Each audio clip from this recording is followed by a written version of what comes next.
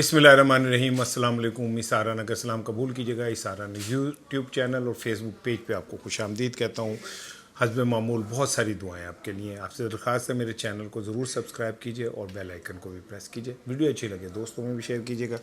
दायरे गैर में रहने वाले और पाकिस्तान में रहने वाले मेरे पाकिस्तानियों के दिल से दुआएं, अल्लाह ताला आपकी मुश्किलात को आसान करे। बहुत मुश्किल वक्त है पाकिस्तानियों में, ख़ास करके लोअर मिडिल क्लास और मिडिल क्लास के लिए। अल्लाह सब की मुश्किलों को आसान करे, सब की इज़्ज़तों की हिफाजत फरमाए।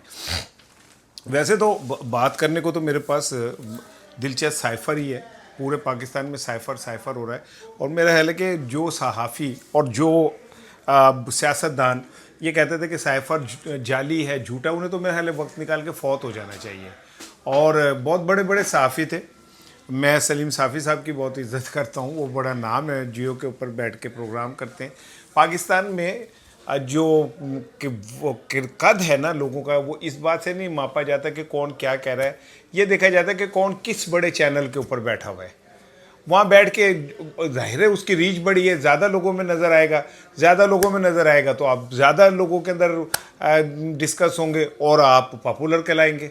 लेकिन अगर कोई छोटे चैनल पे बैठा हुआ बंदा जेन्युइन बड़ी बात कर रहा है तो वो जाहिर है चूँकि छोटे चैनल पे है तो इसलिए। बहरहाल मैं सलीम साफ़ी साहब ने, मुझे अच्छी तरह याद है, उन्होंने कहा था कि ये साफ़र जाली है और जनाब अली, अब मैं अगर ये सही साबित हो जाए तो मैं रिज़ाइन कर दूंगा। और लोगों ने भी बहुत कुछ कहा था, इसकी तरफ मैं आता हूँ, लेकिन सबसे दिलचस्प चीज़ सुन लें। ये 28वीं तरमीम का जो शोर शराबा शुरू हुआ है और बज़ाहिर ऐसा लग रहा था कि ये लग रहा है बल्कि कि ये तरमीम पीपल्स पार्टी को डैमेज करने के लिए है। पीपल्स पार्टी ने 18वीं तरमीम की थी, उसके तहत जो विफाक से माली और इंतज़ामी मामला जो हैं सूबों को कन्वर्ट हो गए थे। पूरी दुनिया के अंदर यही असूल है कि सूबे ख़ुद मुख्तार होते हैं और वो एक फेडरेशन के ढांचे में होते हैं। और फिर उसके तहत माली तकसीम जो थी वो भी क्या कहते हैं NFC अवार्ड के तहत सूबों को मिलती थी। कहा यह जा रहा है कि ये तरमीम आएगी तो इसमें ये भी ख़त्म हो जाएगा, सूबों से वापस ले लिए जाएंगे जो इख्तियारात हैं, माली मामलात भी, और ये वो। लेकिन असल गेम ये है ही नहीं। असल गेम है दो। एक तो ये है कि जो राना सनाउल्लाह साहब ने भांडा फोड़ा और उन्होंने कहा कि जनाब अली एक्चुअली हम इस तरमीम में हम वोटर की जो उम्र है वो 22 या 25 करना चाह रहे हैं। अब ज़रा बात को समझें। अगर ये 22 तक लेके जाते हैं तो 1.5 करोड़ वोटर जो लिखा हुआ है लोया बंद है करके मोहर लगी है कि PTI का, वो सब इस सिस्टम से माइनस हो जाएंगे।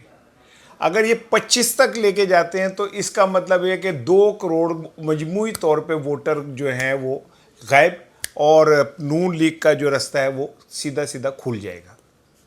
इससे पहले भी इस तरह की अटैम्प्ट होती रही हैं, लेकिन जेनजी से इनकी मुखालफत में बार बार कहना कि तुसी ना छेड़ मलंगा नू नहीं तो तोड़ देंगे टंगा नू। भाई जी जेनजी नाल ना पंगे लो। पहले आप कहते थे पीपल्स पार्टी तो बर्गर क्लास के लोगों की है, वो इन्होंने कितने दो डंडे पे तो भाग जाएंगे। फिर इस बर्गर क्लास ने ये आपको बताया कि उसने पाकिस्तान की तारीख की सबसे ज़्यादा मजबूत मुज़ाहमत की। आप कहते थे जी इमरान खान दे नाल ते कुड़ियाँ मुंडे जी डांस कर देने जलसे ते ये ते वो, इन्होंने की ज़मीन ते पैर रखने। उन्होंने 8 फरवरी को आपको हैरान कर दिया। 8 फरवरी को जो भी रिजल्ट आया ना उसका क्रेडिट जेनजीज को जाता है। मैंने खुद, चूँकि उस दिन मैंने कार्ड शार्ड लगाया था, इलेक्शन कमीशन था तो मैं फिरन गया था, तो मैंने खुद अपनी आंखों से देखा कि जो नौजवान जिनके वोट नहीं बने थे वो अपनी नानी को, दादी को, दादे को वह पकड़ पकड़ के ला रहे थे और वोट डलवा रहे थे। मुझे पहली दफ़ा बड़ी खुशी हुई कि पाकिस्तान की जो यूथ है वो ना सिर्फ जिम्मेदार है बल्कि उसे इस बात का पता है कि पाकिस्तान के अंदर तबाही कैसे फैली जा रही है, और उससे बड़ी बात यह कि उसने उनके सामने मुज़ाहमत करना उसे आती है। मैं अपने इस जेनजी क्लास से बहुत खुश हूँ। और वो निज़ामानी का एक कालम उस छपा तो पूरे पाकिस्तान में फड़ लो हो गई। इससे आप अंदाज़ा कर लें कि ये जो जनरेशन है इसके साथ आप लोग पंगा लेके, टक्कर लेके आप नहीं जीत सकते। गल बड़ी हो जाएगी, लेकिन असल चीज़ जो मैंने आपसे करनी थी वो ये थी कि इस 28वीं तरमीम से एक्चुअली ऐसा लग रहा है कि सज्जी दिखा के खब्बी कराई जा रही है और ये पंजाब के ऊपर एक वारदात होने जा रही है। और मरियम साहिबा जो हैं वो खुल के अभी मतलब बज़ाहिर इतना खुल के नहीं, लेकिन खुल के वो इस्टेब्लिशमेंट के सामने आ गई हैं। ये बहुत बड़ी मैं आपको खबर दे रहा हूँ कि पंजाब इस्टेब्लिशमेंट के सामने खड़ा हो चुका है, आगाज़ हो चुका है। इस बात को आगे बढ़ाया जाएगा, या ये हो सकता है कि इस्टेब्लिशमेंट को जिस तरह पंजाब ने इस पर रिएक्ट किया है, इस्टेब्लिशमेंट को उन्होंने एक चेतावनी या वार्निंग दे दी है। क्योंकि मैं बड़ा हैरान हूँ कि जिस तरह इस्टेब्लिशमेंट की आंखों में आंखें डाल के वो चैलेंज दिया गया, मैं बड़ा उस पर हैरान हूँ। ये चैलेंज कैसे हुआ, क्या चेतावनी दी गई, कैसे सामने आए हैं, इस पर मैं बात करता हूँ। लेकिन ये जो आपने 18 साल की उम्र के बच्चों से, जो नौजवानों से जिनके हाथ में आप पाकिस्तान का फ्यूचर है, आप उनसे वोट छीन के एक्चुअली क्या करना चाह रहे हैं।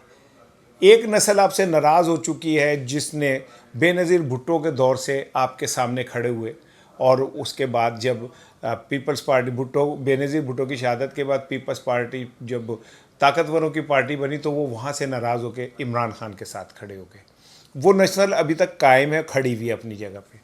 दूसरी नस्ल वो है जिसका ताज़ा वोट बैंक बना, और वो नस्ल पाकिस्तान के इन हालात से नफ़रत करती है। वो ये इन हालात को देख के उसे समझ आती है कि पाकिस्तान को तबाह कैसे किया गया। तीसरी नस्ल ये जेनजीज़ हैं जिनका आप वोट बैंक रोक रहे। लेकिन लतीफ़ा ये है कि यार आप जेनजी का 18 साल का वोट तो रोक रहे, और एक 19 साल का बिलावल भुट्टो जिसको बिल्कुल कख नहीं पता था बकौल आपके, वो एक पार्टी का चेयरमैन बन जाता है। 18 साल की उम्र में आप शनाख्ती कार्ड भी बना देते कि ये पाकिस्तान का ज़िम्मेदार शहरी है। आप उसकी अदालतों में गवाही को भी तस्लीम कर लेते। आप उसे 18 साल का जो आदमी है उसको आप क्या कहते हैं अहम तरीन नौकरियां भी दे देते। सब वोट क्योंकि तो आपको पता चल गया कि जो जनरेशन है ये आपसे नफ़रत करती है, इसलिए आप उससे जान बचाना चाहते हैं। कितने लोगों को 25 छोड़े 30 40 45 साल की उम्र तक का आप लगा लीजिए, 45 साल के ऊपर के लोग वोट देंगे तो यकीन करो फिर भी मुस्लिम लीग नहीं जीतती, फिर भी पीपल्स पार्टी नहीं जीतेगी। 50 साल के बंदे का भी रख लें तब भी ये नहीं जीतेंगे। अब आ जाए असल चीज़ की तरफ। रिजवान रज़ी साहब मेरे दोस्त हैं, मेरे साथ पब्लिक टीवी पे प्रोग्राम करते हैं और बड़े कट्टर मरियम साहिबा की टीम का हिस्सा हैं, और उनसे बहुत सारे लोगों को बहुत सारे शिकवे हैं ट्विटर पे, उनके अंदाज पे, लैंग्वेज पे। मेरी खैर उनसे कभी इस पे बात नहीं होती, हम दोनों मैच्योर हैं, हम अपने अपने डोमेन में रह के अपनी बात करते हैं। हम दोनों को इस बात का पता कि हमने लंबे अरसे प्रोग्राम करना है, तो अगर हम रोज़ लड़ेंगे तो प्रोग्राम नहीं चल सकता। रिजवान रज़ी साहब को आपको याद होगा कि मरियम साहिबा ने उनके लिए ट्वीट भी किया जब उनकी सिंध वालों के साथ पीपल्स पार्टी के साथ हुई, और रज़ी को अपना वो दादा कहती हैं। और रिजवान रज़ी मरियम साहिबा के डिफेंस में हमेशा खड़े रहते हैं, प्रोग्राम में मेरे साथ भी बहस होती है, और ये कहा जाता है कि रिजवान रज़ी साहब जो भी कहते हैं वो समझ लें पंजाब हुकूमत के अल्फाज होते हैं। रिजवान रज़ी साहब एक खामोश एडवाइज़र हैं पंजाब हुकूमत के, ये मुझे भी पता है। वो पंजाब हुकूमत को ना सिर्फ मीडिया के हवाले से, सोशल मीडिया के हवाले से और बहुत सारे हवाले से रिजवान रज़ी साहब अपनी एडवाइज़री देते हैं और उनको लेके चलते हैं। रिजवान रज़ी साहब का ताज़ा तरीन वीलॉग मैंने देखा, अब उससे सुनिएगा ज़रा। उसमें रिजवान रज़ी साहब कहते हैं कि जी देखें, अब सुनिएगा कि वो किसको मुखातिब कर रहे हैं। वो कहते हैं कि जी देखें, पहले भी आप लोगों ने 1 यूनिट बनाया, आप लोगों ने, और उसके बाद यूँ हुआ, फिर यूँ हुआ और फिर यूँ हुआ और मुल्क टूट गया, और अब आप फिर एक दफ़ा फिर सूबे तकसीम करने जा रहे हैं। और उन्होंने कहा जी मैं जब ये करने लगा था तो मुझे आप में से ही किसी एक ने कहा कि ना करें और आपके लिए अच्छा नहीं होगा, तो मैंने कहा मैं ये चैलेंज कबूल करता हूँ और मैं ये वीलॉग करूँगा। अब आप कौन हैं आप समझ लें। 28वीं तरमीम के लिए किसको कहा जा रहा है कि जी 28वीं तरमीम जो है वो लेके आना चाह रहे हैं। रिजवान रज़ी डायरेक्ट किसको मुखातिब है और किसके बिहाफ पे मुतासिर है, क्यों मुखातिब और क्यों? क्योंकि कहा यह जा रहा है कि सूबों की तकसीम होगी। पंजाब को 3 इंतज़ामी सूबों में तकसीम किया जाएगा। हज़ारा का सूबा अलहदा होगा, जनूबी पंजाब का अलहदा होगा, और अर्बन पंजाब जो है वो अलहदा होगा। अब आप समझें कि ये किसके छाबे में हाथ मारा जा रहा है। ज़ाहिर है नवाज शरीफ साहब के छाबे में हाथ मारा जा रहा है। ये सारा कुछ करके। और अब नवाज शरीफ साहब तो सियासत से आलमोस्ट रिटायर हो गए, वो नीला गुम्बद की सफाई वगैरह इस तरह के मामला देख रहे हैं। तो फिर ये किसके लिए हो रहा है? मरीम साहिबा के लिए। क्योंकि मरीम साहिबा की अगर डोमेन ख़त्म हो जाती है, देखे ना, एक तरफ एक सूबा है केपी, उसके वज़ीर आला का कहा जाता है कि उसका पासपोर्ट भी जब्त है। एक तरफ एक सूबा सिंध जिसका सीएम एक बहुत पढ़ा लिखा आदमी है, लेकिन आपने कभी नहीं सुना होगा कि वो बाहर गया है और मुख्तलिफ ममालिक का दौरा कर रहा है। पाकिस्तान की तारीख में ये पहली दफ़ा हुआ है कि एक सूबे का जो वज़ीर आला है वो गैर ममालिक में जाता है और वहाँ जाके ना सिर्फ ये कि वो कॉन्फ्रेंसें करता है, गैर मुल्की वफूद से खारजा पॉलिसी पे बात करता है और पता नहीं क्या क्या। वैसे आज तक ऑन रिकॉर्ड जब वो जापान गई, चीन गई, तो ये कहा जा रहा था वहाँ से पता नहीं कौन सी टेक्नोलॉजी आ रही है, ये वो आ रही है। आज तक पंजाब को एक टेक्नोलॉजी भी किसी जगह से जहाँ मरीम साहिबा गई नहीं लेके आए। पिछली दफ़ा भी जब वो जापान गई थी तो उन पे बड़ी ले दे हुई थी, लेकिन उन्होंने किया देना की फ़र्क पैदा है, उन्हें किसी की बात से क्या फ़र्क पड़ता है। अच्छा, सोशल मीडिया पे जो भी चल रहा है ना, मैं उस पर बात नहीं करूँगा कि सोशल मीडिया पे चल रहा है जी, जो उनका पर्स है वो पता नहीं कितने करोड़ का, घड़ी पता नहीं कितने करोड़ की है, 4.5 करोड़ की है, पर्स पता नहीं कितने लाख का है, 30-35 लाख का है, और जो उन्होंने हाथ में वो डाला हुआ है वो पता नहीं कितने लाख का है, और फिर उनका जो सैंडल हैं वो कितने लाख के हैं, पता नहीं कितने 5-7 करोड़ का तो यही पैकेज बन जाता है। सोशल मीडिया पे उनके ऊपर तनकीद हो रही है। देखिए जी, चूँकि मैं बहुत सारी चीज़ों में अब ज़िम्मेदारी का मुजाहरा कर रहा हूँ, और मैं नहीं समझता कि मुझे जब उनकी कीमतें नहीं पता, लोग उनके ब्रांड तक बता रहे हैं कि ये फ़लाँ का गुची। मैं तो गरीब आदमी है ना, आप यकीन करें गरीब आदमी के साथ होता क्या है। मैं एक बेकरी में गया, मेरे आगे 2 इसी तरह की ख़वातीन थी, मरीम साहिबा जैसी बड़ी पैसे वाली, अल्लाह उन्हें और दे भाई, रिस्क अल्लाह ताला वो दे, लेकिन अच्छा हलाल का दे, सबको दे, मैं तो दुआ करता हूँ। तो उन्होंने कहा कि ये पेस्ट्री का ये पिंक लेडी कितने की है, और ये मामलेट पता नहीं कुछ इस तरह की बातें की, वो पैक करा ली। मैंने जाके कहा कि यार ये जो क्या कहते हैं पिंक लेडी है और ये ब्लैक वो है, ये कि उनने कहा सीधी तरह कहा 150 वाली लेनी है पेस्ट्री या 200 वाली, मुँह तेरा जुड़े जो हो जाए तू और उन्होंने काफ़ी भाई हम तो नहीं कर सकते। मुझे तो एक ही ब्रांड पता नहीं गुची आता है, एक कोई और ब्रांड था वो मुझे नहीं याद, वो कपड़ों का था। तो एनीवे वो करोड़ों रुपए के, अगर वो फिर ये कि उनके पीछे जो तैयारा है वो वही है 1200 करोड़ वाला, गई वो गरीब आदमी के उसके लिए। लेकिन सबसे दिलचस्प बात यह है कि वहाँ उन्होंने कीमे वाला नान भी लगाया। आप अंदाज़ा करें यार, पीछे उनके जो चीफ सेक्रेटरी साहब खड़े हैं ना, जब उन्होंने नान लगाया तो उन्होंने तालियां मारी, लेकिन जब तो किसी ने नहीं मारियां तो उन्होंने हाथ तैजी कर ले।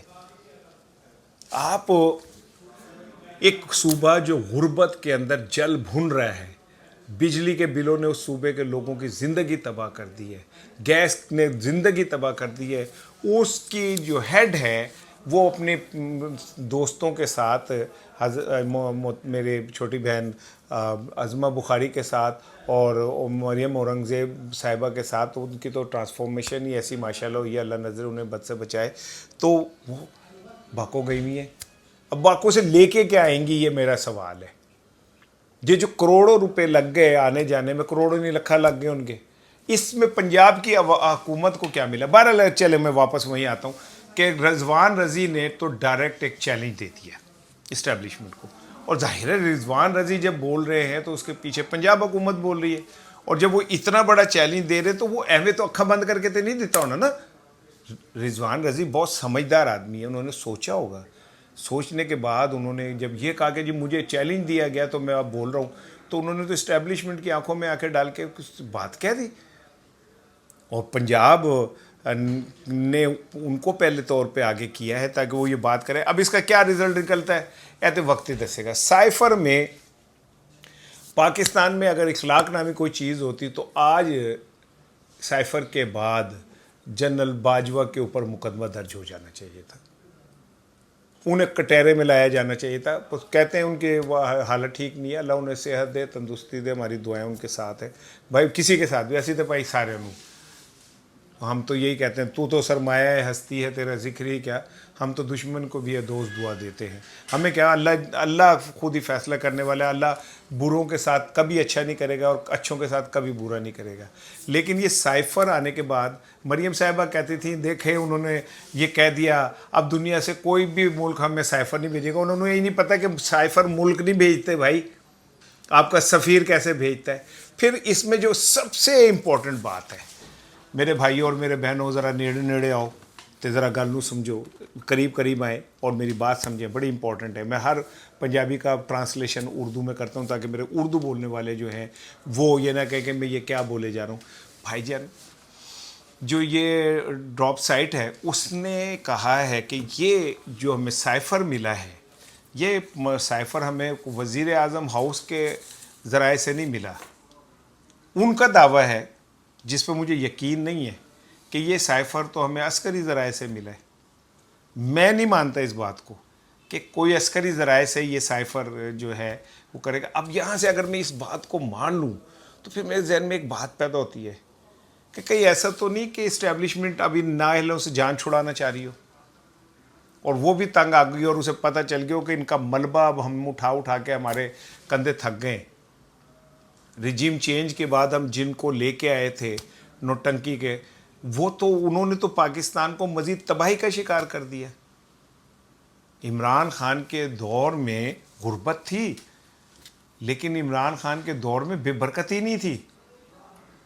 तब तो 180 का जो डॉलर था वो भी चुभता था बहुत सारे साफियों को, ना कुर्सी तो थले किल निकल आती सी। तब तो अब पेट्रोल की कीमत में 2 रुपये बढ़ते थे, आज एक 415 रुपये या 14 रुपये या 16 रुपये कहीं कहीं मिल रहा है। फौत हो गए सब, शर्म से मर गए हैं या ढिठाई से मर गए हैं, या उनके मुंह में जो है वो को सोना भर दिया गया है। आज कोई इस पर बात नहीं करेगा, आज कोई नहीं उसके ऊपर बात करेगा। इमरान खान के ख़िलाफ़ जिस तरह अदम एतमाद लाई गई, मौलाना फजलुर रहमान ने इकरार कर लिया उस बात का, ख्वाजा आसिफ ने कर लिया कि हमें बुला के बाजवा से हमारी मीटिंगें होती थी। ख्वाजा आसिफ के बाद राना सनाउल्लाह ने, जावेद लतीफ़ ने, एक एक बंदे, पीपल्स पार्टी वालों ने इस बात को तस्लीम किया कि हमें बुला के उस वक्त की इस्टेब्लिशमेंट जो थी वो हमें कहती थी कि इमरान खान के ख़िलाफ़ अदम एतमाद लानी है। और फिर उसके बाद ये अदम एतमाद के ऊपर साइफ़र आ गया, उसमें लिखा है कि जी आप इमरान खान के ख़िलाफ़ अदम एतमाद लाएँ और उसे कामयाब होना चाहिए, फिर मुकम्मल खुश होगा, फिर हम आपके साथ बात करेंगे। और मुझे ऐसा लगता है कि ये जो साइफ़र आया और इमरान खान को फिर साइड लाइन किया गया, और जिस तरह अब अरकान असम्बली की कीमतें लगी, वैसे तो डूब मरना चाहिए उन अरकान असम्बली ज़मीर फरोशों को कि रोज़े क़यामत ना सिर्फ, मेरा ये यकीन है कि उनकी कब्रों में कीड़े पड़ेंगे, रोज़े क़यामत तो उनकी मंजिल भी हामिया होगी। ठीक है ना, क्योंकि जिस तरह उन्होंने इस पाकिस्तान के फ्यूचर को तबाह किया चंद पैसों की खातिर, वो औरत जो नोट गिन रही थी और कह रही थी नोट पूरे हैं, जिस सिंध हाउस में लोगों के ज़मीर खरीदे गए, पाकिस्तान के शर्मनाक तरीन दौर था वो। वैसे तो माजी में छांगा मांगा में जो कुछ होता रहा, आप सोच नहीं सकते कि उन लोगों के लिए शराब से लेके, और आई एम सॉरी पता नहीं जुमला कहना चाहिए कि नहीं, तवाइफ़ों से लेके खुसरे तक वो फराहम किए गए। पाकिस्तान का इससे गलीज़ चेहरा नहीं हो सकता कि हमने इस सतह पे गिर गए मुकाबले के लिए। बहरहाल साइफ़र ने एक बात तो इमरान खान को एक बार फिर सच्चा साबित कर दिया, एक बार फिर दुनिया ने इस बात को मान लिया कि इमरान खान जो है उसको हर कुछ अरसे बाद, आप देखें उस पर अल्लाह की कितनी मेहरबानी है, जितना आप उसे गिराने की कोशिश करते हैं अल्लाह ताला उसका कद उतना ही बढ़ा देता है। पिंकी के मामले में आप ज़रा सोचें कि पिंकी को अगर फ़र्ज़ करें कि मान लिया जाए कि पिंकी के पीछे प्लान क्या था, तो पिंकी ने तो इमरान खान का कद और बढ़ा दिया। सारी दुनिया ने कहना शुरू कर दिया कि यार ये एक बंदा जो जेल में है, 250 मुकदमात हैं, उसके को हराने के लिए किस सतह के ये हरबे इस्तेमाल कर रहे हैं, किस सतह के ये हरबे इस्तेमाल कर रहे हैं। खैर पिंकी का मैं आपको बता दूं कि उसका अब निकलना बहुत मुश्किल है। मैंने आपको अब से 10 दिन पहले जिस दिन पिंकी गिरफ्तार हुई थी उसके अगले दिन मैंने आपसे कहा था कि उसकी जान को ख़तरा है।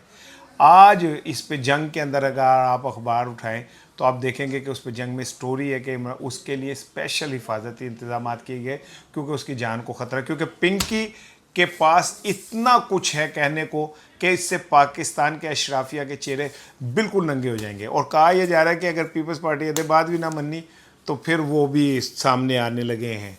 अनवार चौधरी, अनवार नाम था कि अनवार क्या नाम था, वो जो पुलिस वाले थे, और जिसे राव अनवार साहब, जिसे जरदारी साहब ने कहा था कि ये मेरा बेटा है। और राव अनवार के मुतालिक कहा जाता है कि उसने 1 2 3 4 5 6 7 8 9 10 गिनना शुरू करूँ तो वी लॉक ख़त्म हो जाएगा, मैं गिन नहीं सकता।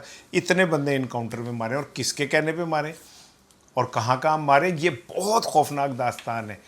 आज तक नहीं पता चल सका कि बेनज़ीर भुट्टो के भाई मुर्तज़ा भुट्टो को किन पुलिस एहलकारों ने कैसे मारा, और फिर उसकी तफ्तीश करने वाले इंस्पेक्टर को थाने के अंदर घुस के किसने कत्ल किया, आज तक पता नहीं चल सका। सुबह बात होगी आपसे, अपना ख्याल रखिए।